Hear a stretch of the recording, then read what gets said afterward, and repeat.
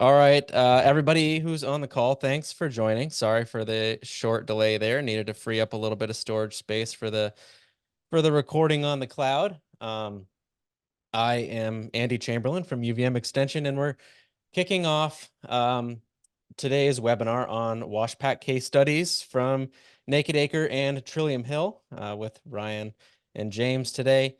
So welcome, and I'll let James kick it off if we'll get rolling here. Yeah, I'm James from Trillium Hill Farm in Heinsberg. And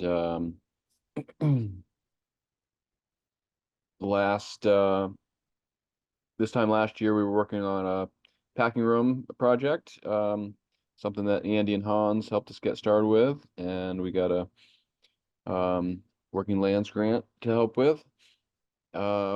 So for 15 years or so, we've been working in this 10 by 20 room with 8-foot ceilings, and it was something that we built to use as a goat milking parlor. Second story barn, and the walls were particle board walls, tile floors. The tile had cracked, and we weren't really putting water in there because we knew that it was leaking and things were rotting below it. And it was we definitely had outgrown the space. So we had to get started with to start with, we had to address some structural repairs. We were working in a 1800s era barn that had the section of the barn that we were in had collapsed in the late 70s, and my uncle and grandfather rebuilt it. It was pressure treated post barn with truss rafters, and then we had built into it about 18 years ago. So we were working with, it had been scabbed together and rebuilt, and then we had built into it, and there was lots of different things going on in there. So here's some photos of us getting started with those repairs, including come alonging the barn to a tree to get it to line up correctly. And here's a couple photos of us tearing down the old room. We were trying to work with as much as we of the old stuff as we could, and the idea was take that 10 by 20 room and expand it into a 20 by 30 room. So we were tearing out one wall and hoping to take out the tile and hoping to save the subfloor, but a lot of that was disintegrated. So a lot of it we went right down to the studs and had to take out the insulation underneath. Here's another photo of the demolition. Pretty discouraging to keep getting into it and to keep finding more and more that we had to remove. Here's a picture of the new section. So you can see the spray foam there on the back. That was the wall of the old 10 by 20 room that we were tripling the size of. So it used to be that the walk-in cooler was out here outside the room, and with the new room we were putting the walk-in inside the room. So underneath this this chipboard is kind of the basement of the barn. So here's this shot of the floor insulated, and then trying to pitch the floor to a new floor drain.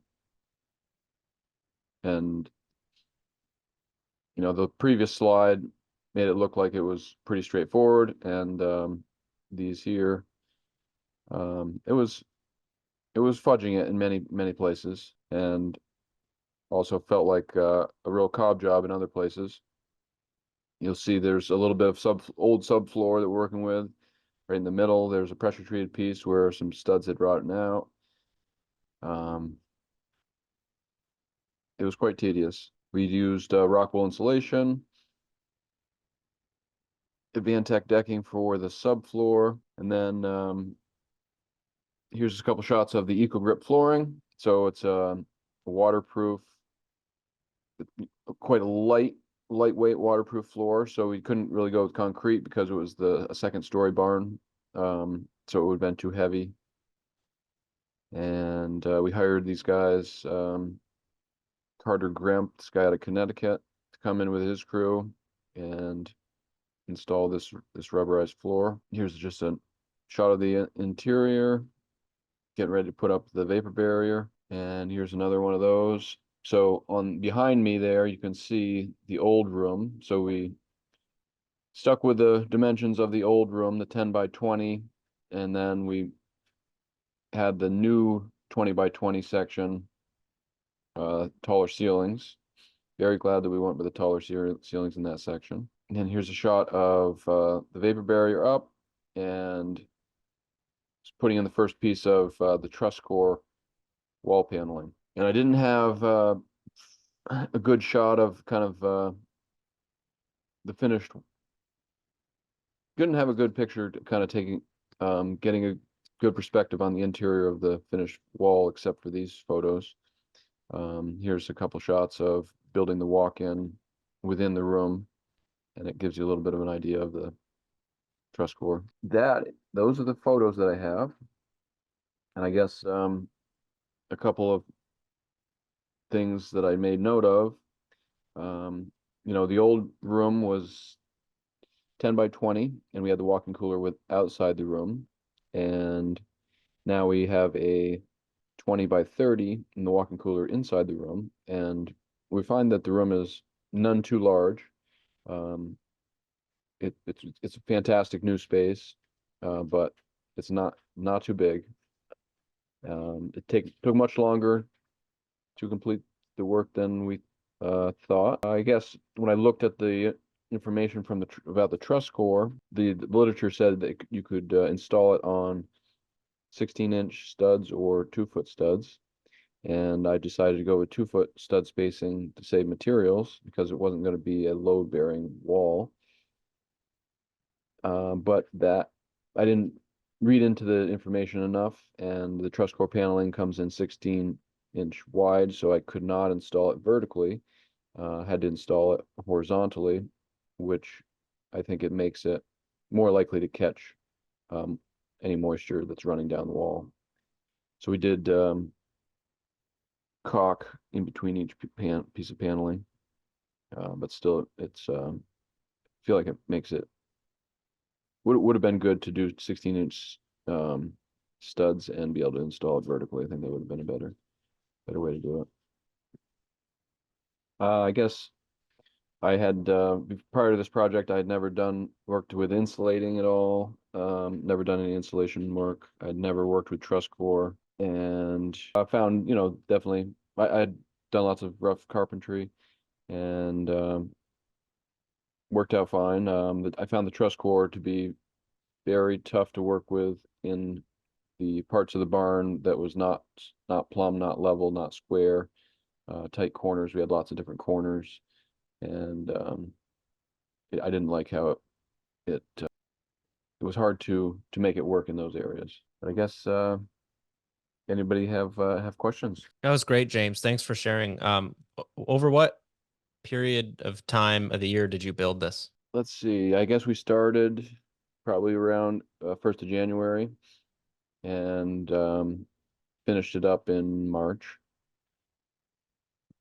Well, that's not too bad. That seems fairly quick to me.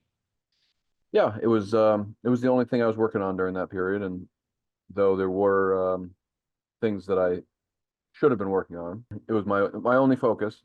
Yeah. Vern asks, how do you like the flooring material, and is it something you'd recommend others Yeah, instead of over the cracked concrete? definitely a big improvement. Yeah, uh, I guess, I didn't I wasn't able to the subfloor, the pitching of the flooring that I did, trying to make it pitch to the floor drains. I was not able to get it pitched that well. So I'm a little unhappy with how it doesn't drain that well to the floor drains. Carter Gremp did indicate to me that he would be able to help with some of that when he arrived, and I don't know why he chose not to. He didn't do he yeah. So I had the impression that he was going to be able to help me with that, with some padding, and that didn't happen. Chris, you have your hand up. James, thanks for sharing. Really amazing project. I'm curious of what you ended up doing for the floor of the cooler, both insulation and finish surface on the floor of that cooler. And I'm curious how the seams of the main room flooring are closed. Is it like welded in some way or something? Yeah, the seams of the main room, I think it's I don't know if it's called a rubber weld or a plastic weld. Andy, maybe I mean, they took care of all that. I don't exactly know what the process is, as far as flooring. For the walk-in, so we put in blue pieces of blue board to fit in between those pressure treated 2x4s, and then did a second layer of blue board. So there's 2 layers of blue board, and then I put down Advantech and painted that with floor paint. Very much.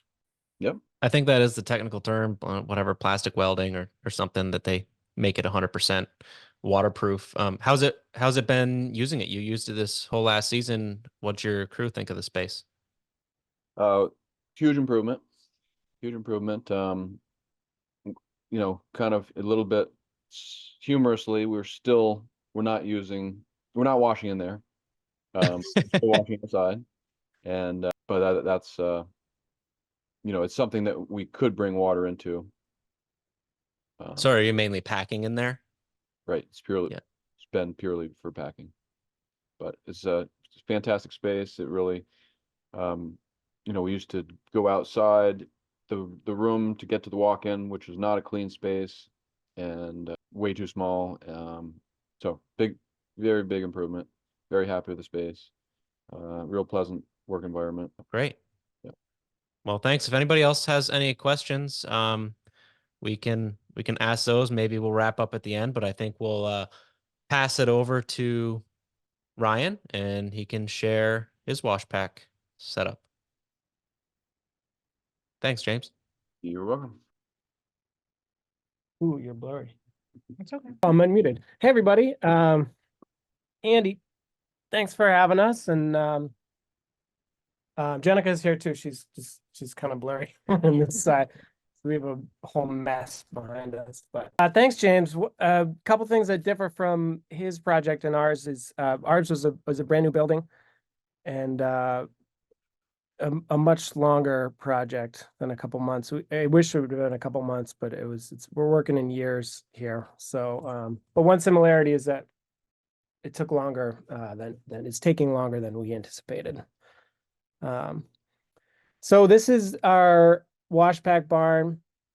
That's the design that Genica did. So the project began in 2018. We moved onto the property. It was raw land in, was it December of 2017. So this was kind of one of the first things that we did. It's approximately 600 square foot footprint. Genica did the design. She has a background in that. So she did all the, the lumber plans and everything, the whole design.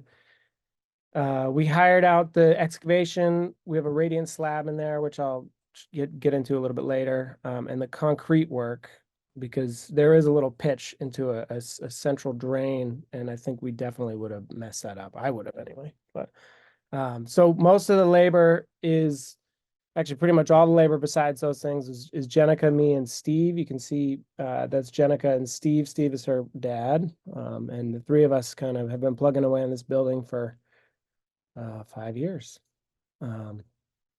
So it's around a $50,000 building. That's not including the labor, because we're the labor, and I think that was a good way for us to cut costs and also have an experience of building it the way that we wanted and learning how to do some of these skills.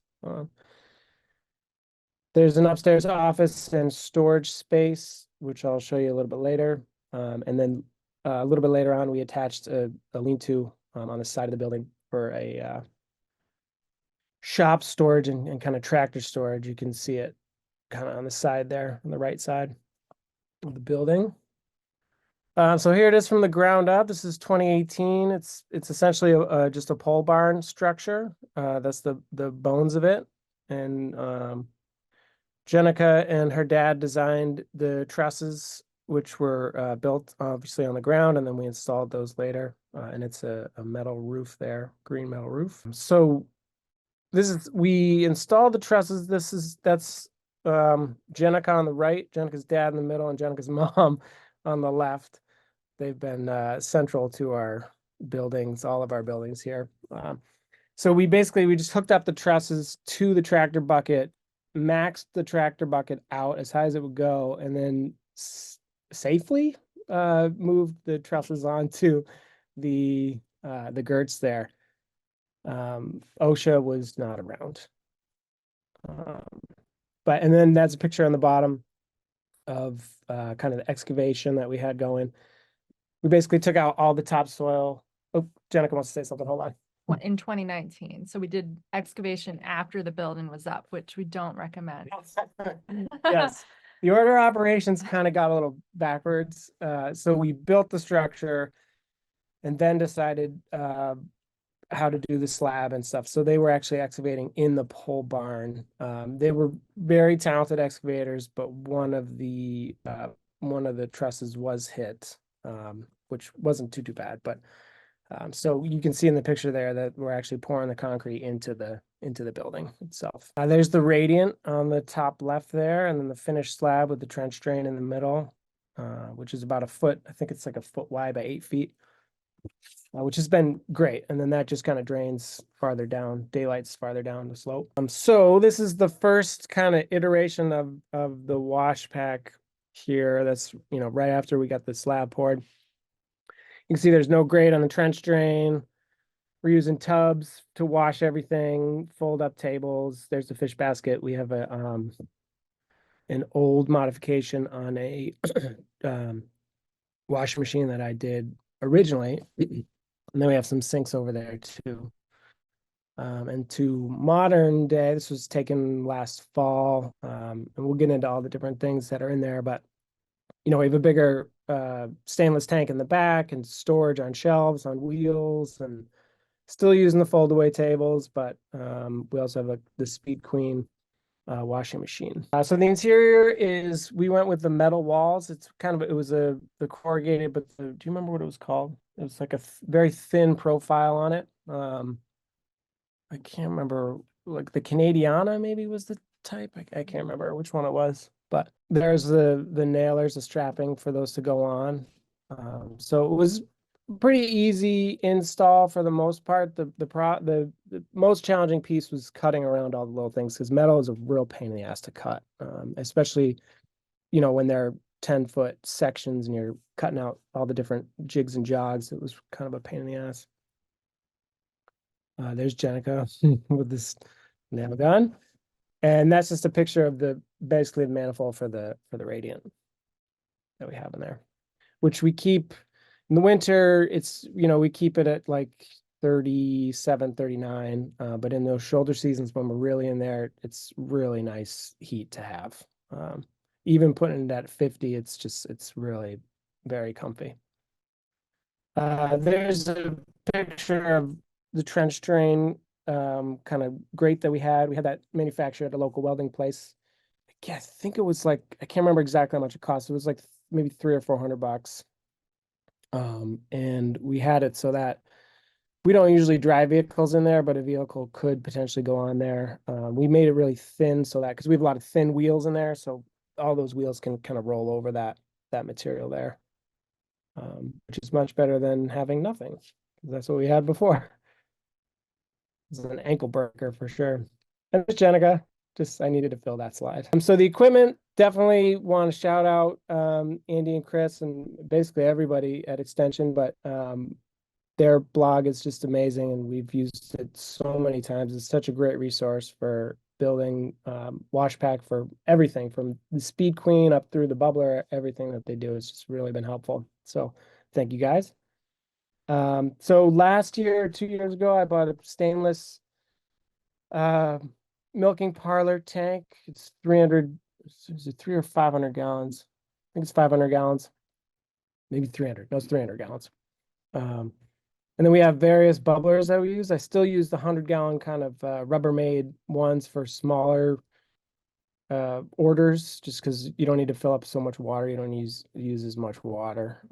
So I have another bubbler that I use, and I just kind of have a cam lock that I switch the hose. The hose is somewhat flexible, but it's not great. And I have the spa blower mounted up high, and I just kind of move it back and forth as I need.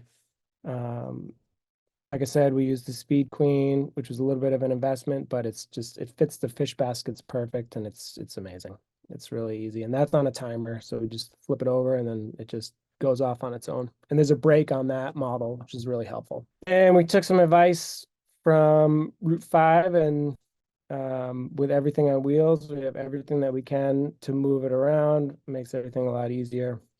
We used a lot of milk crates. There was an ice cream shop that a friend of ours worked at in Stowe that was going out of business, and he was like, "Do you want some milk crates?" And actually, I wish I should have put that picture in, but I had like 100 or 150 milk crates on the back of a truck, like all strapped down. It looked crazy. So we use a lot of those because they're light, they're super easy to store and stack, they're very easy to move, and you can throw up a spray table in no time and then take it down in no time. It's not a big deal.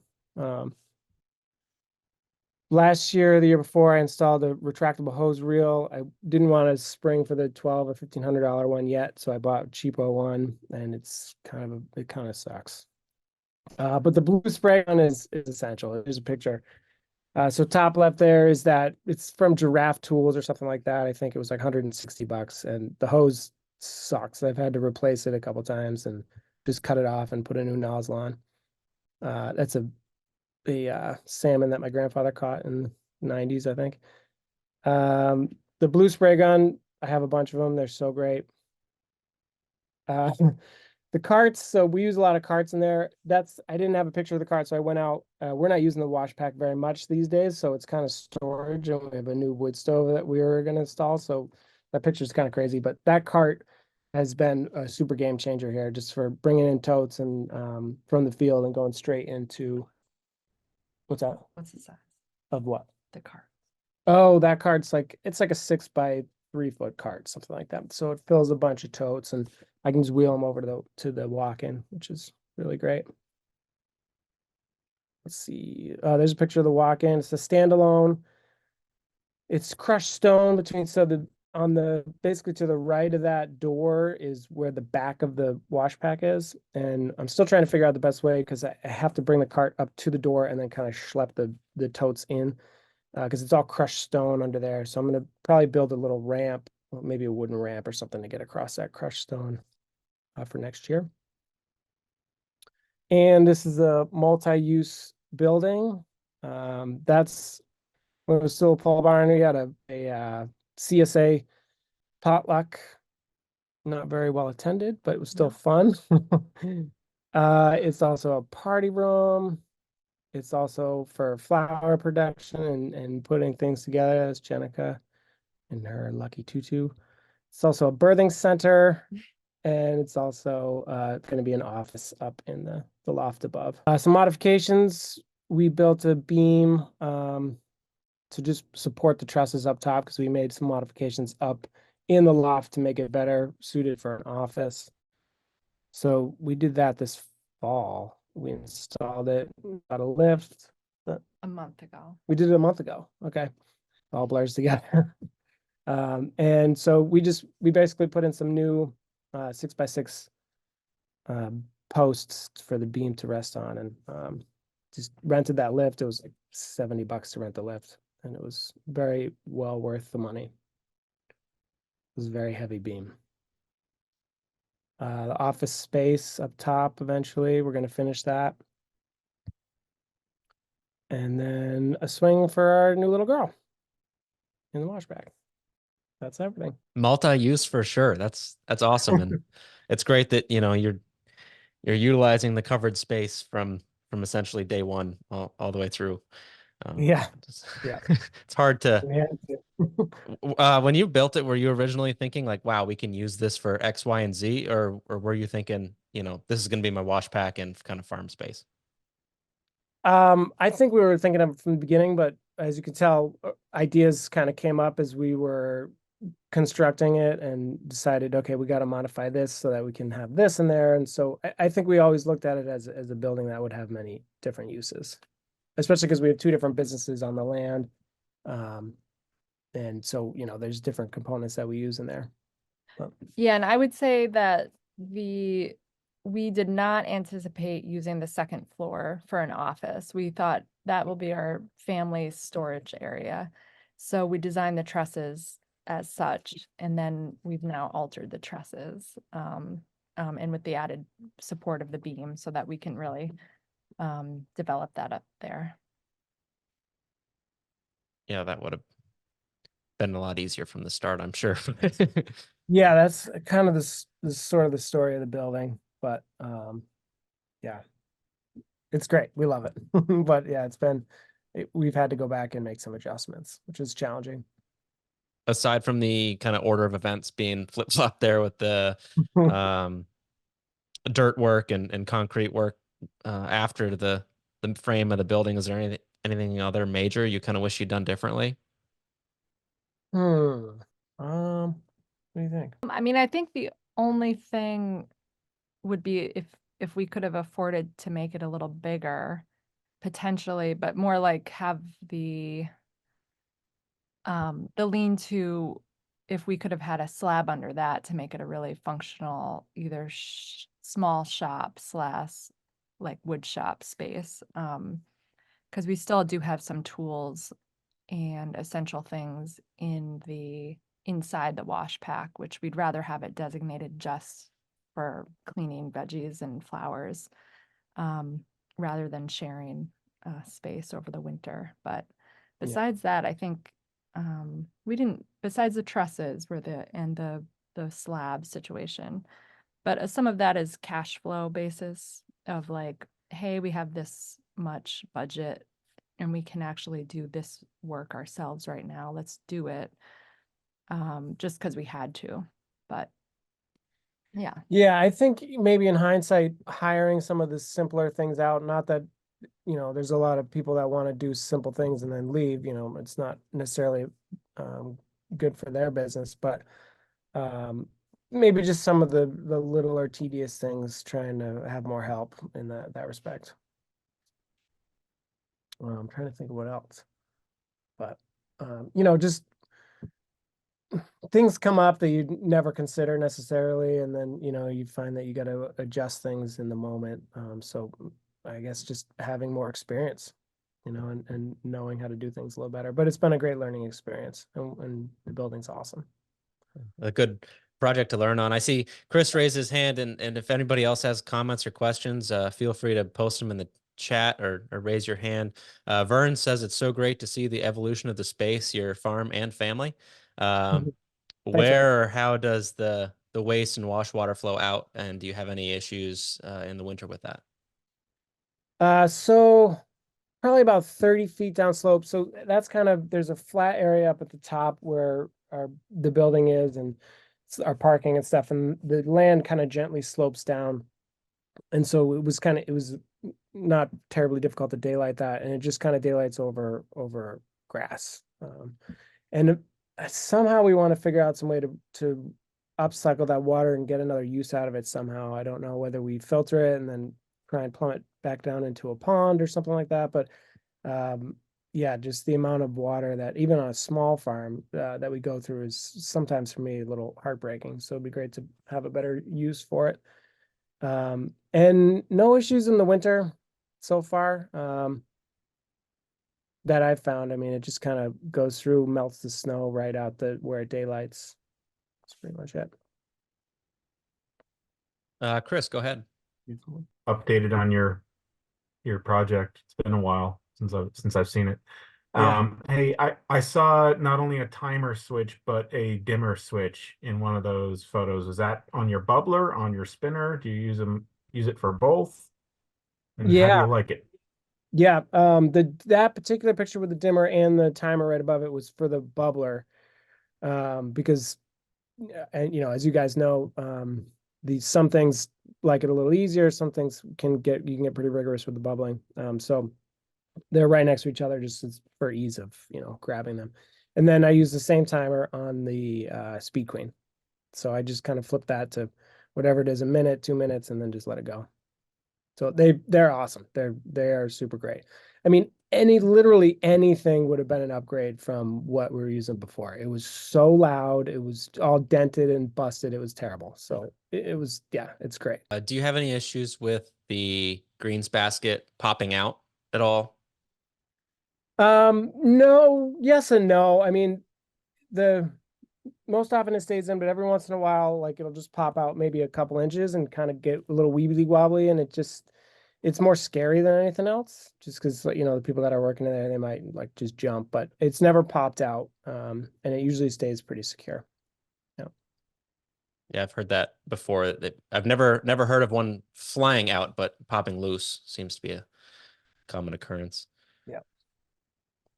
Philip asks, curious about the radiant heat. Why did you choose that approach? And do you also have insulation in the walls and in the ceiling? Yes. We have not in the past, but yes. Radiant was, I think just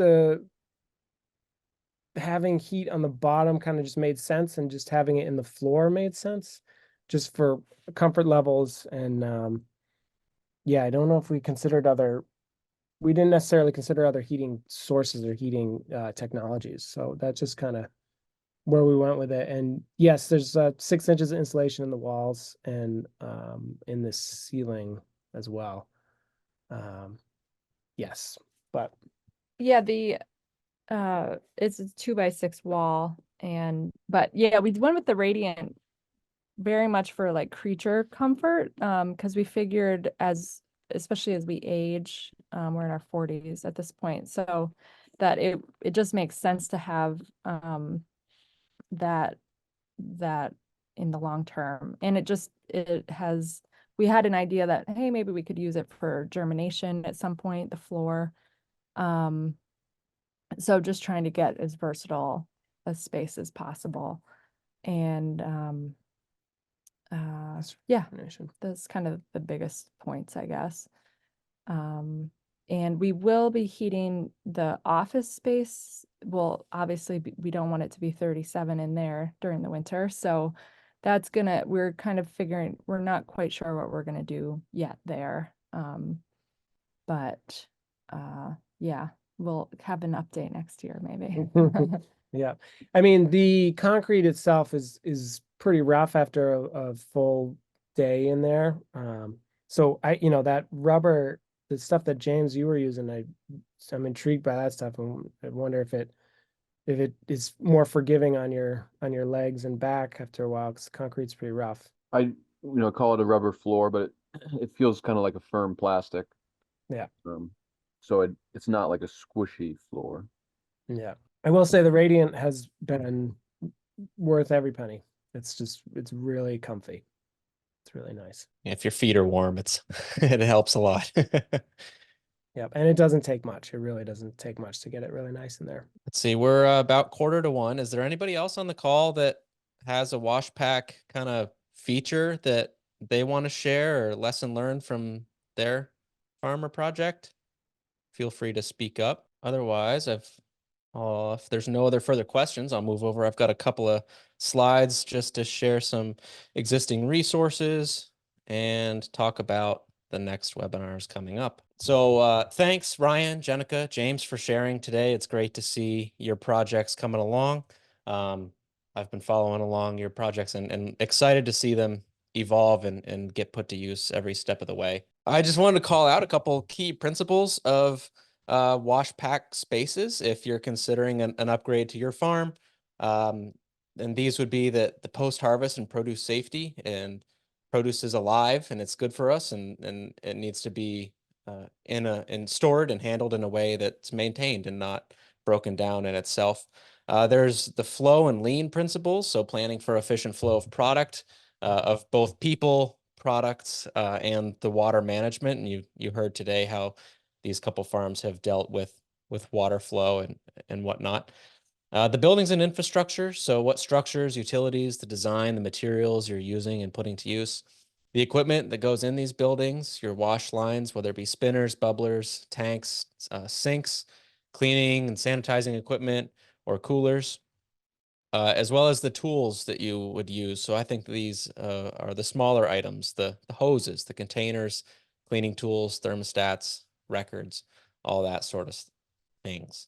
I do want to say we have an 8-part webinar that is free on YouTube. So if you're planning a wash pack, this is a good starting point to watch the series with Chris and Hans and I, where we go through and talk about all of these key practices in each of these sessions. So project planning for post-harvest efficiency, profitability, and food safety is a good grounding and starting point for your project.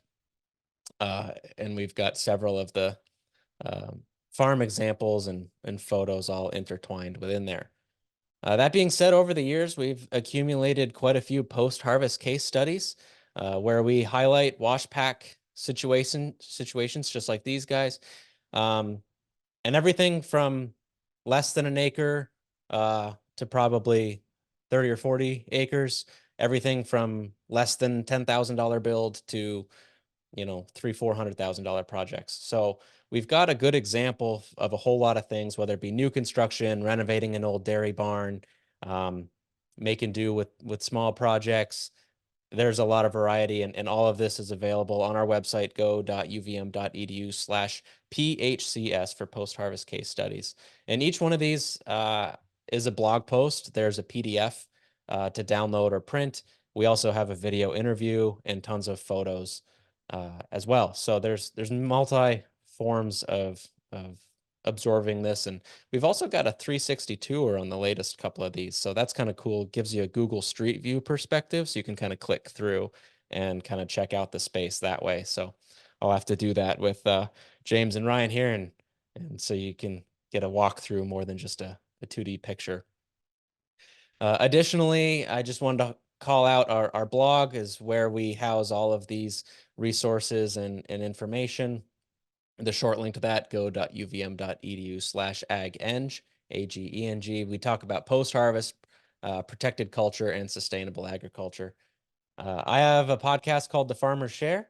We are active on YouTube and got a lot of videos up on there, as well as social media.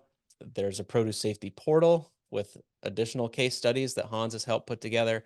Their link to CAPS enrollment or the community accreditation for produce safety is right there from the VVBGA website, as well as your extension friends here.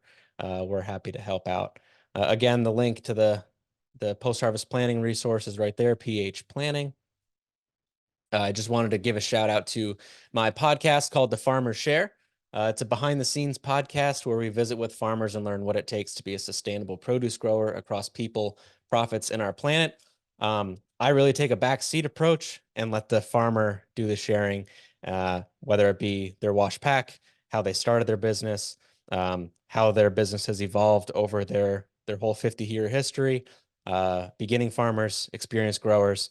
We talk with them all. There's almost 20 episodes of this format, as well as a bunch of short episodes from the Ag Engineering podcast prior. So if you aren't a listener or curious on ways to hear from your peers, that's another opportunity to do so, available wherever you listen to podcasts. Again, you can contact us here at Extension. The produce safety team here is Chris, Hans, and I. Come with us with questions, your comments. If you've got new ideas or want to pick our brains about a new idea, we're all ears. As if you're building a pack shed, we do technical assistance calls through Zoom or Teams, and we can help think through your project before you get started, as well as direct you to specific resources that may be relevant to you. Let's see. Is there anything else that I didn't mention? Oh, if you're local, we can also, obviously do a site visit, and that makes sense. So there was that. Thanks for joining today's webinar. We do have some upcoming webinars from the VVBGA. Again, they happen on Wednesdays, noon to 1. Next week, this March 6th, there's a tour of the Pollinator Support Plan tool on the VVBGA website. The following week, the 13th, is winter projects for business shifts that will be game changers this year. So we'll hear from some people what they're changing up. And then March 20th, we talk about high tunnel cucumbers. And there's even more. We're scheduled out into April. So stay tuned and keep an eye out for those. Join live if you'd like to. Otherwise, the recording will be posted just a day or two later on the VVBGA website. So thank you all for joining today's call. If there's any other questions, feel free to pipe up. Otherwise, thanks for joining, and I hope you have a good day.